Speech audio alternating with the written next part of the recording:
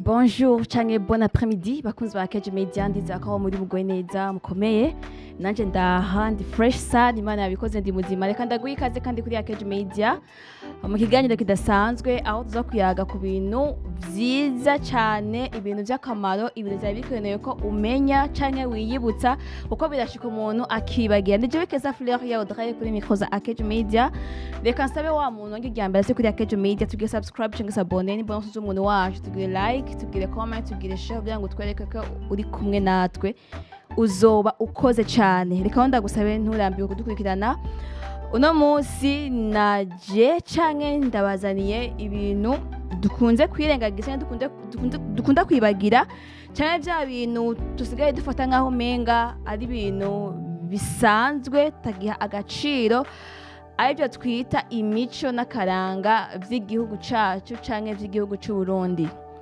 Iteme yacu iravuga ati imico n'akaranga by'igihugu cy'u Burundi bwacu sometimes travyibagira tukavyirengagiza tukayifata nk'ata agaciro bigifise ari nayo mpamvu basigaye bavuga yuko agaciro canke akaranga ku Burundi benshi basa n'abakibagiye canke batagiha agaciro bivanye n'imibereho bariko baraba mu miryango indero z'abana canke imibereho canke ingene imanza z'ubu zitegurwa canke ingene abantu muri rusangi basigaye bafatana kumvu z'uko hariho ukwibagirwa canke kudaha agaciro ku bintu bimwe bimwe.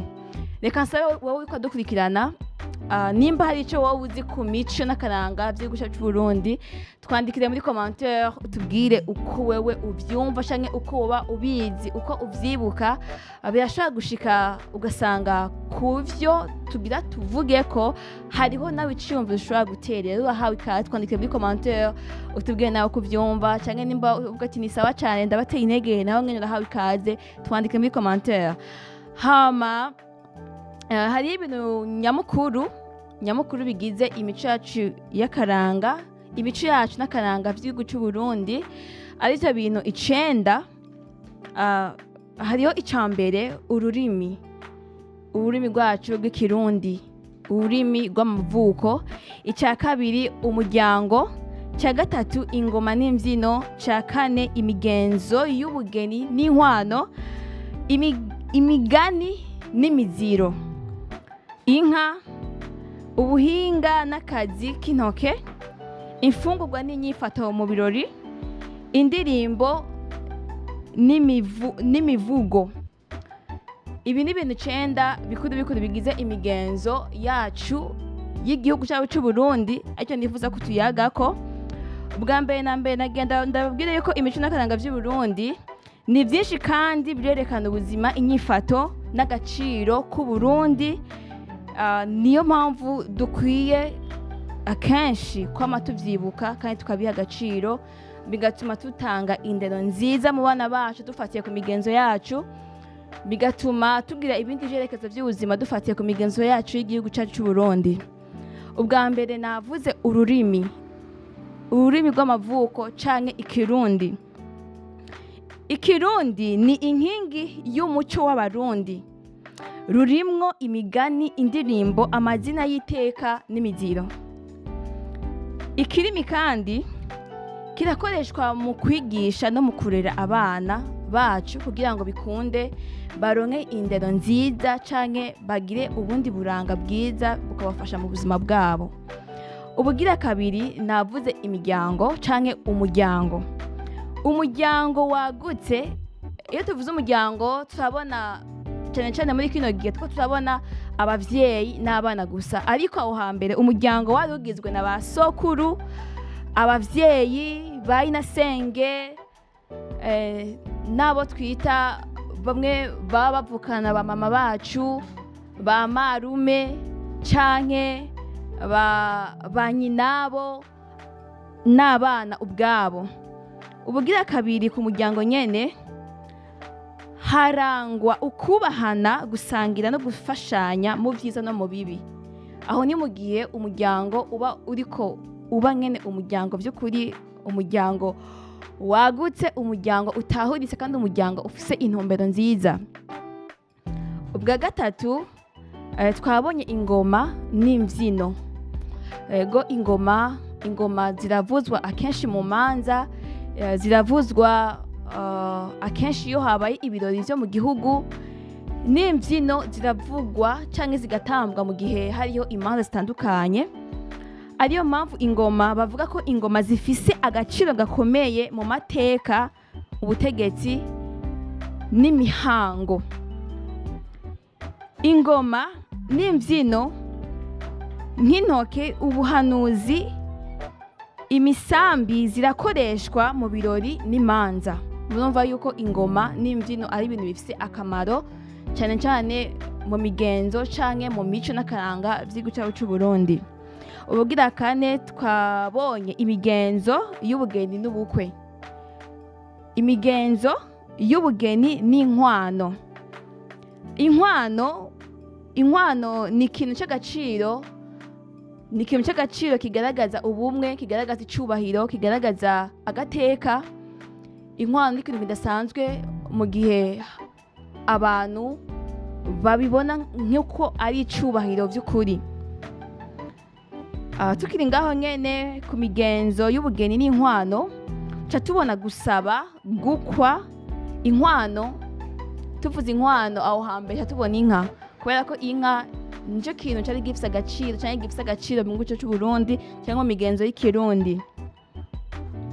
Ubwa gatanu twabonye imigani n'imiziro. Imigani barakunda kuvuga ati imigani igana kariho canke imigani iracisha ubwenge, imigani iratuma umuntu yibuka canke yiyumvira kabiri, akabona yuko agomba guhindura ibintu bimwe bimwe bikamufasha mu buzima. Niyo mpamvu naho hambere imigani iri mu bintu 9, kikaba ikintu ca gatanu kigize imico n'akaranga vy'igihugu cacu c'u Burundi. Imigani migufi canke miremire yerekana ubukerebutsi n'indero, kuko irahanura, irafasha, iratuma umuntu agira ibindi vyiyumviro bishasha mu mutwe bivanye nuko abatahura ibintu bitandukanye. Imiziro igenga imiziro y'imiryango, ubuzima bwa buri munsi, nivyo umwana yemerewe n'ivyo atemerewe. Mwumva yuko n'imiziro ariyo yashobora kwereka umuntu ivyo yemerewe n'ivyo atemerewe kugira ngo bikunde afate intumbero nziza. Ubwo gatatu twabonye inka. Inka rero ni igitungwa mu mico n'akaranga k'u Burundi gifise agaciro gakomeye cyane, kubera ko inka ni itunga ry'iteka rifatanye isano n'imihango, ubukwe n'ubuyobozi. Irashimigwa, ikagabirwa kandi igafatwa nk'iragi, ubutunzi n'amahoro. Murumva ko inka ari ikintu kidasanzwe mu migenzo y'igihugu cacu c'u Burundi, igihugu cacu c'amavuko. Mumva yuko inka ifise ikindi kibanza kidasanzwe. Ku nshuro y'indwi twabonye ubuhinga n'akazi k'intoke. Ca tubona gukora ibikoresho vya kera, ari vyo biseke, imisambi, ibikoresho vya kera, ibikapu, imyambaro, hamwe n'ibindi bigiye bitandukanye. Bituma imico iboneka mu vyo abantu bambara, bakoresheje canke bubaka. Murumva yuko abarundi baho hambere bari bafise imico idasanzwe yo gukora ibintu vyinshi kandi vyiza vy'agaciro, byari bikenewe mu buzima bw'abantu, byari bikenewe mu buzima bw'abarundi kugira ngo bikunde abantu bashaze canke bibeze ahantu canke bikabeza amazu. Wanashima igiseke ko cari ikintu c'agaciro, benshi bajanamwo ingemu ahantu h'icubahiro. Ku nshuro y'umunani twabonye imfungurwa n'inyifato mu birori. Ca tubona gusangira no kwakira abashitsi. Mumva yuko abarundi baho hambere bari bafise imigenzo myiza yo gusangira, yo kwakira abashitsi, kandi bakongera bagatanga akayoga k'i Burundi ariko bita urukanwa. Mumva yuko aho hambere abarundi bafise urukundo, barasangira hamwe, bakumva yuko nyene ubumwe buri hagati yabo. Ku nshuro turabona indirimbo n'imivugo. indirimbo zarakoreshwa mu mihango y'ubugeni, kuvuga amateka, gushimira Imana cyangwa igihugu.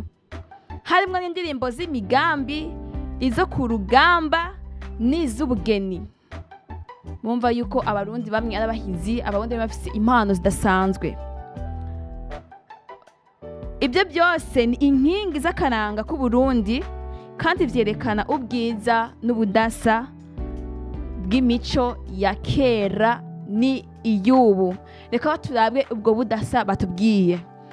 Turakunze kumva mu kibano canke aho tubaye ati abarundi ba kera bari bameze uku, canke abigeme ba kera bari bameze uku, bifata uku, bari bitwara uku, byari bimeze uku, canke aho hambere amajambo yavuga uku, canke abavyeyi bitwara uku. Hari ivyo bari bemerewe n'ivyo batari bemerewe, hari aho bagera, hari naho batagera. Ariko uno munsi umenga byarahindutse. Imigenzo y'ikirundi, imigenzo yacu, imigenzo twari dukwiye kubahiriza na n'uno munsi siyo abantu benshi bakigenderako. Reka tuje ku migenzo canke ku karanga k'indero y'aho hambere n'indero y'ubu yahabwa umusore canke inkumi. Hari itandukaniro rinini hagati y'indero ya kera n'iyubu. Dufatiye ku migenzo, uburyo bwo kurera n'ibyo abavyeyi bashira imbere, raba rero iryo tandukaniro niri. Reka tuba bwa mbere ku ndero ya kera, ariko mutibagira ko dushingira ku migenzo yacu, ku migenzo y'ikirundi, ku migenzo y'igihugu cy'u Burundi. Indero ya kera yari imeze uku. Indero ya kera yashingira ku muryango wose. Tuvuze umuryango turabona abavyeyi, basokuru, abavyeyi n'ibiturire. Umwana yararegwa n'umuryango wose, niwashobora kubeshwa imbere y'umuntu mukuru, niwashobora kubesha imbere y'umuntu mukuru. Umwigeme n'umuhungu baratozwa imico, ukubaha, ukwifata neza no kugira ijambo. Imigenzo y'imihango nko kwigisha imburano, guha amazina y'iteka, gutegura umwigeme. Imiziro y'indero, hari ivyo umwana yari yemerewe n'ivyo atari yemerewe gukora. Kubwira umuntu mukuru nabi, kwinjira aho abagabo bari, hamwe n'ibindi bintu. Ndumva yuko indero ya kera yari ikomeye. Umwigeme cyangwa umuhungu barabatoza kubaha, barabatoza kugira ijambo, kwiyubaha, kwifata neza, kwinengesera, kandi babwira ko bategerezwa kubaha. Kandi umwana ntiyaregwa n'umuntu umwe, umwana yaregwa n'umuryango wose, ndetse n'umuryango akaregwa n'abantu bose bamukuriye. Reka turabe ku ndero y'ubu ya kino gihe nayo uko bimeze. Indero y'ubu ishingiye cyane ku bavyeyi babiri gusa, canke rimwe na rimwe umuvyeyi umwe. Hari uruhara ruke rw'imiryango wagutse canke ku muryango wose. Basokuru ntibakivuga ijambo mu muryango. Imigenzo myinshi yarasambutse canke yarahunyanzwe. Imbuga nkoranyambaga n'amateleviziyo bigira uruhara runini mu gutanga indero ku bana, mu kwigisha abana uko bagenda, uko bifata, bigatuma abana batagira akanovera k'imico n'akaranga by'igihugu cyacu cy'u Burundi. Indero iravugwa cyane n'iy'amahanga rimwe na rimwe, bigatuma indangagaciro zihungabana. Murumva yuko imbuga nkoranyambaga ariyo isigaye yifitiye ububasha canke uruhusha cyangwa ubushobozi budasanzwe mu kurera abana. Murumva yuko bitandukanye na kera. Reka neza tudome ko itandukaniro rero. Turabona indero ya kera tukabona indero y'ubu. Tugende kuri kimwe kimwe. Indero ya kera yari ishingiye ku muryango w'abavyeyi bose, ariko ubu indero y'ubu ishingiye ku bavyeyi babiri gusa canke ku muvyeyi umwe.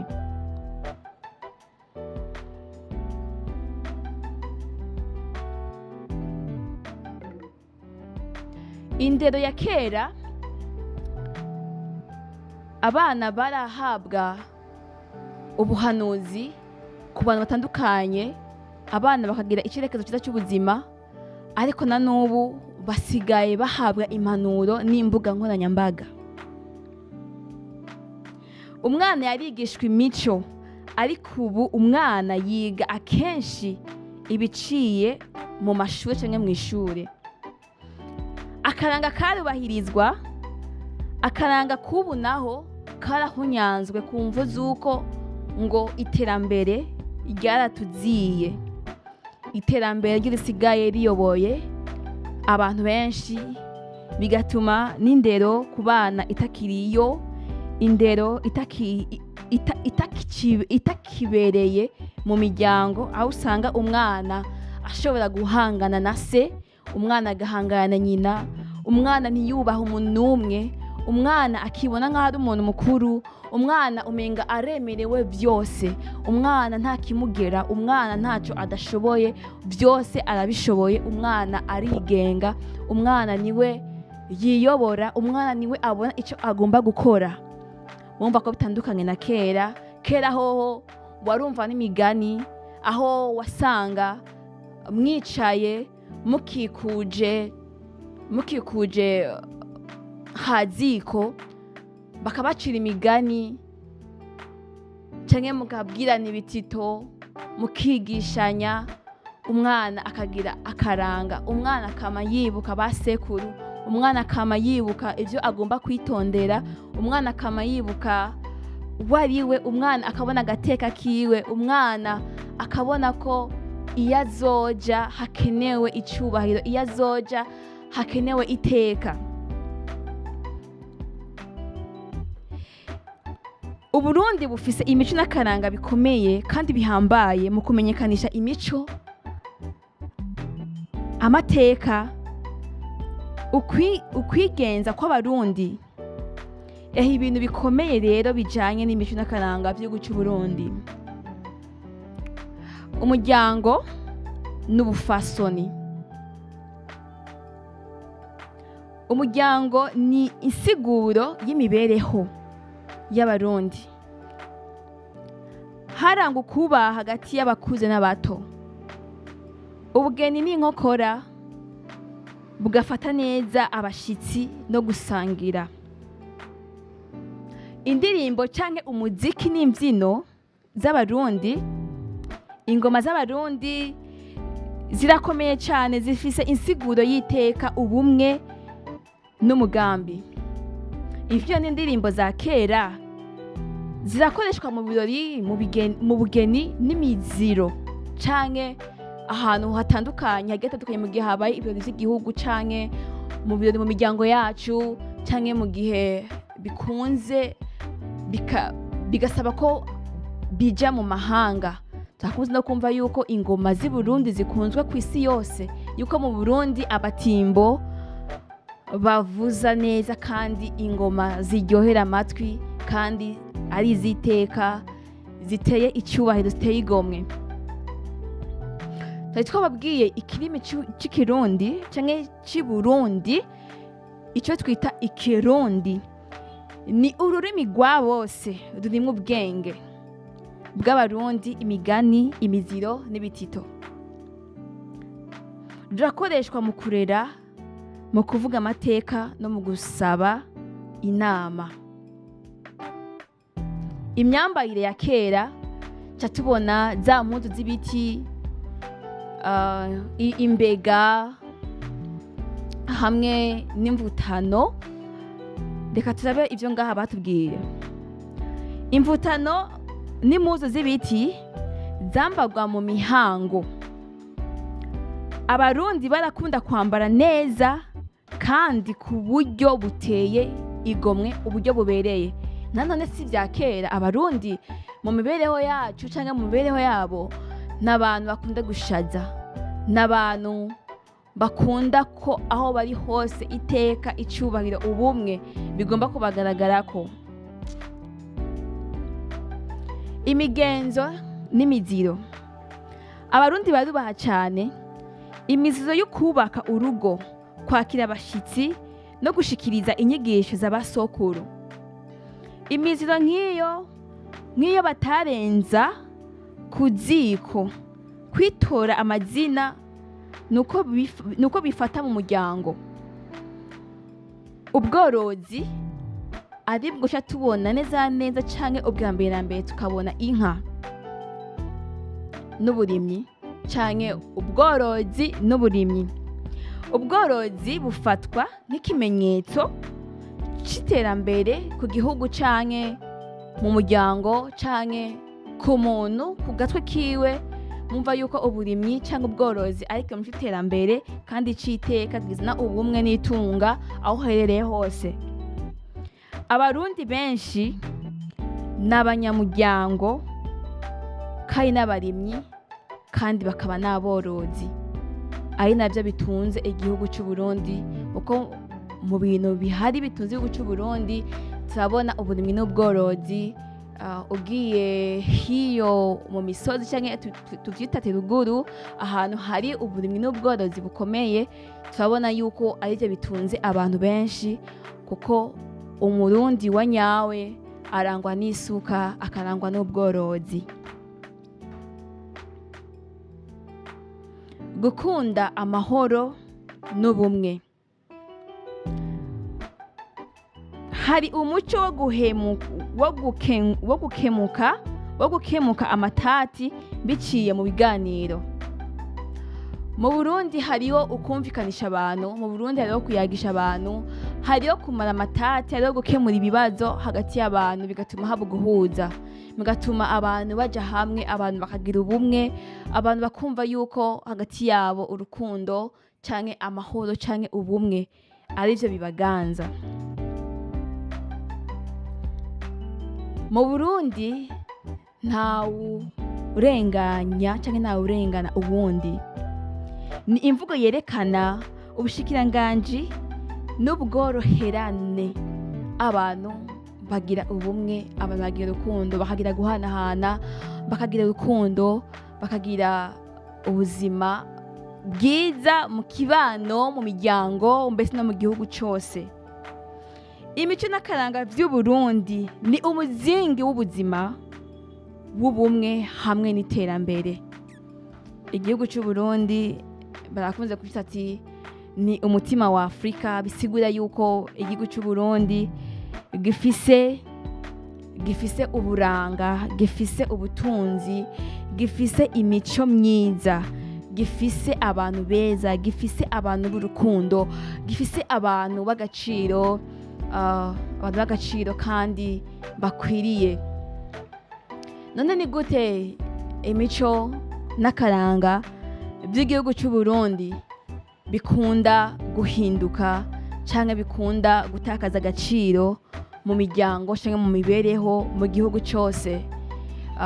Haba habaye kwibagirwa, ukibagirwa aho hambere ivyari bitunze abantu, ukwibagirwa aho hambere ivyari bikenewe mu miryango.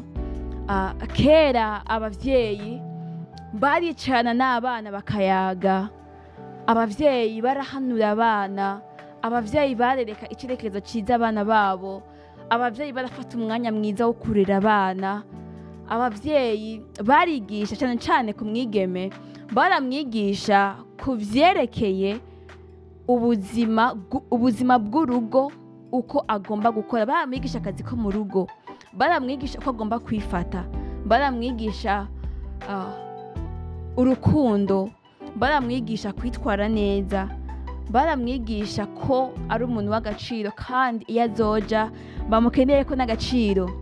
Ku mwana w'umuhungu naho baramwigisha yuko agomba kubaha kandi agomba kugira ijambo aho ari hose, bigatuma umwana mu buzima bwiwe yama yibuka yuko atari umuntu asanzwe, ari umuntu w'ingirakamaro aho aherereye hose canke aho ari hose.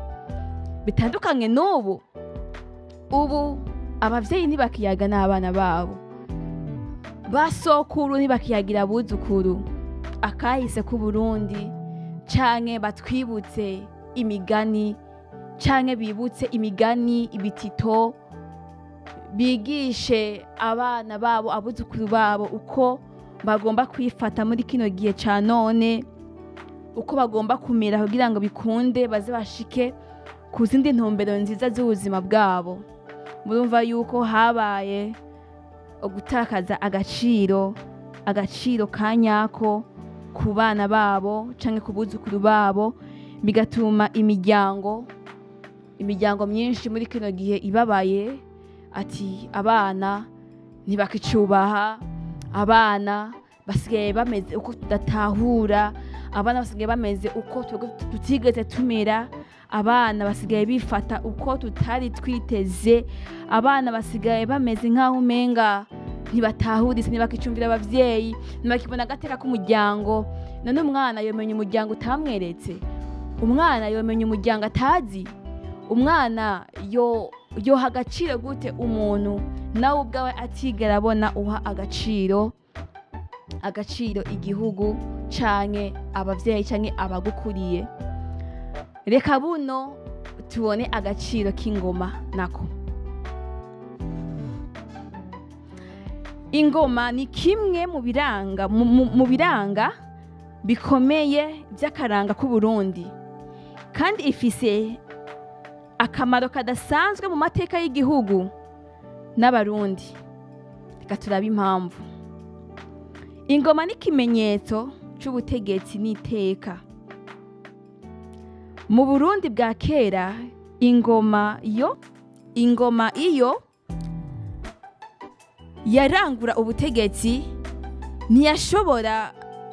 ntivyashoboka ko umwami yimikwa atabanje kwakira ingoma. Ingoma yitwa kagenda. Ingoma yitwa kagenda niyo yatahura ubutegetsi. Bavuganga ko yasoma amategeko umwami yasobanura ku bantu.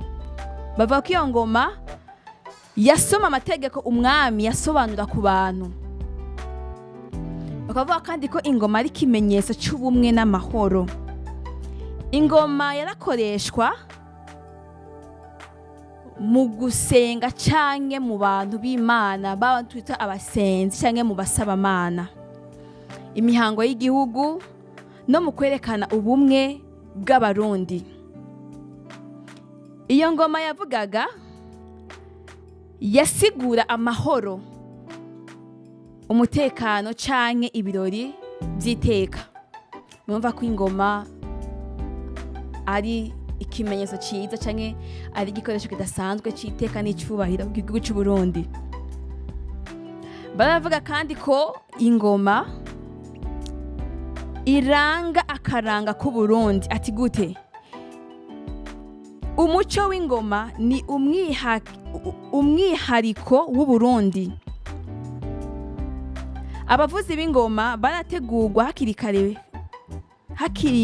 kare bato, bagahabwa imyimenyerezo n'amabanga akomeye kugira ngo bikunde baze baraha agaciro ingoma, kandi ingoma bayifata nk'igikoresho c'agaciro, babona agaciro kayo, ntibabone ingoma gusa nk'umurisho gusa, ariko babone ko ingoma ari igikoresho canke ari ikimenyetso c'iteka kandi kongera kikaba c'icubahiro. Ingoma mu gihe c'intambara yakora iki canke byagenda gute? Bayifata gute? Yari ifise akahe gaciro? Ingoma ntiyavugwa uko ishakiye, yavugwa gusa n'igihe hari ibikomeye, nko gukingira igihugu, kwiyemera urugamba, canke kwerekana intsinzi. Ndasubiramwo, ingoma ntiyavugwa uko ishatse, yaravugwa gusa n'igihe hari ibikomeye, nko gukingira igihugu, kwiyemeza canke kwiyemera mu rugamba, canke kwerekana intsinzi. tukabona kandi ko ingoma ifise uruhara mu myiyerero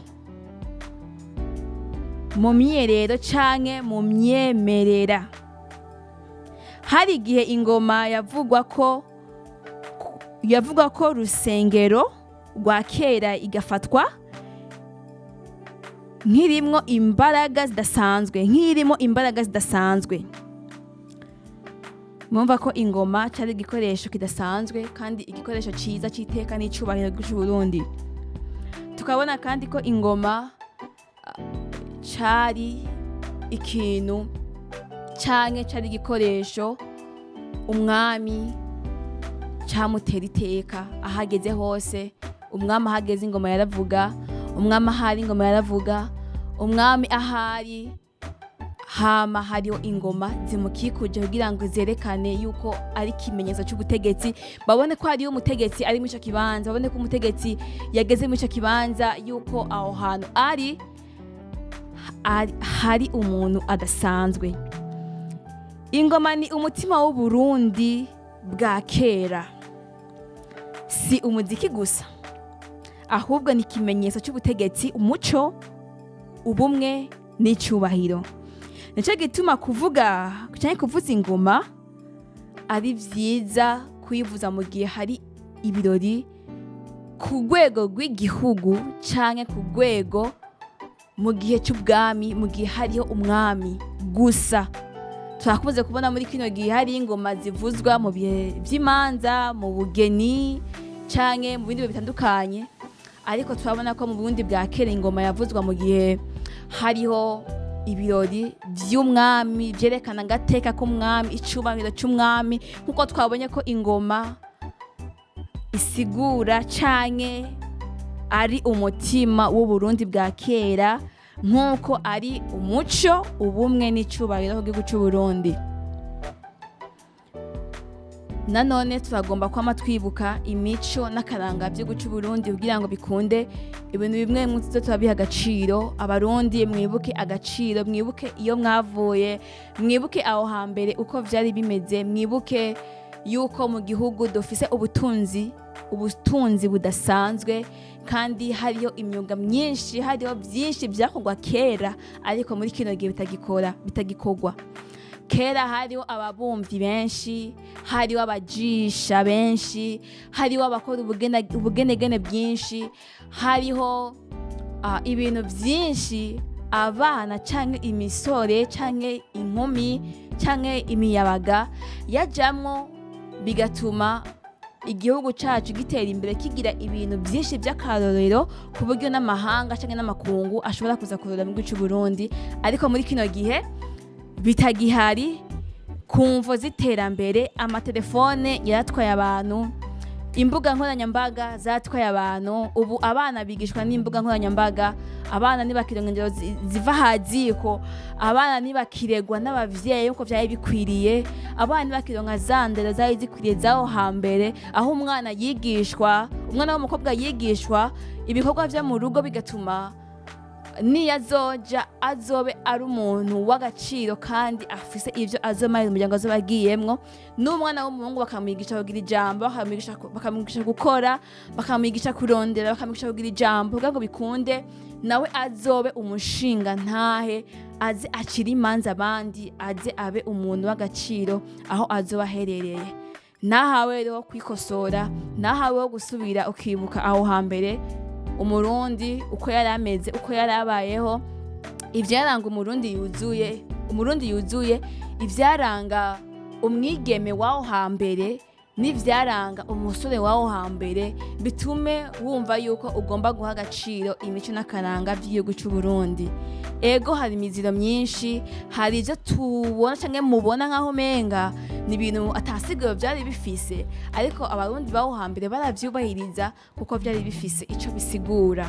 Reka ndagushimire wewe wankurikiranye, ndiza yuko wagize ibihe vyiza kuri ino nyigisho canke kuri kuno kwibutswa ku mico n'akaranga by'igihugu cacu c'u Burundi canke by'igihugu c'u Burundi, kuko ushobora kuba udukurikirana utari umurundi canke utari mu gihugu c'u Burundi, ariko ndagenda kwibutse yuko ari byiza ko twibuka imico yacu y'ikirundi kandi tukayigendera tukagerageza kuba abo igihugu cacu c'Uburundi kitubwira ko dukwiriye kuba tukiga gutanga indero nk'uko bikwiriye tukaba abantu b'agaciro tugaha indero nziza abana bacu aribo Burundi bw'ejo natwe twakuze canke abakuze tukama twibuka agaciro k'igihugu cacu tukagiha agaciro tukacubahiriza aho turi hose duhereye ku nyifato imyambaro akaranga imigenzo imyifato aho turi hose twame tugaragara nk'aho turi abarundi beza kandi abarundi buzuye abarundi bafise akaranga kanyako yari Keza Fleur ya Audrey kuri micros Akeje Media na sije yacu imico n'akaranga k'igihugu c'Uburundi naho ubutaha ciao ciao